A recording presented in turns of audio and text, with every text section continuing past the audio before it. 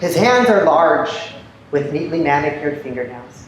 They're often painted in reds and yellows to help accentuate his beautiful light brown skin that complements my own.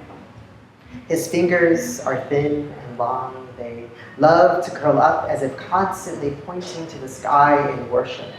His palms, though often sweaty, tell a story through lines and creases that I've learned to read as signs of both our present and his past. But his hands are also a little too soft that it raises some concern, porque papi siempre dijo que los hombres que tienen las manos tan suaves have never worked a single hard day in their life. And we all know that hard work, pain, and suffering always makes a good man. So my own hands are scarred with wrinkles and calluses to help remind me and this world of my own worth. But his hands, they're also talented and smart. They have somehow mastered the ability to perform two distinct tasks at the same time, like during car rides, the way one hand can turn the steering wheel while the other refuses to loosen the grip that holds my own hand. The grip that tightens whenever I make a smart comment at his expense, reminding my body to not only love him, but to also fear him, because what is love without fear? Another lesson I learned from Papi.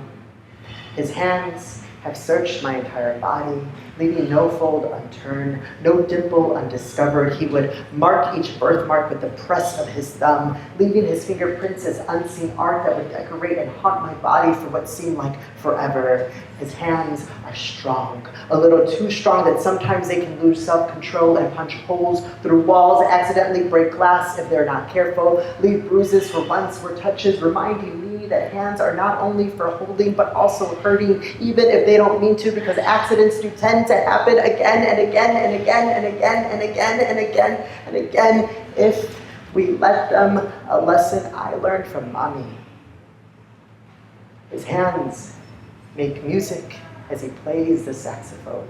His coordination impeccable. They dance across the keys but grow frustrated if they miss a note. If I miss a note, if we miss a turn because of my poor navigation skills, they slam across the steering wheel and hitchhike lock to make sure I stay inside. He uses his fingers to count up all the things that he thinks are wrong with me, the things that I need to fix. He points in my direction to make sure I'm paying attention.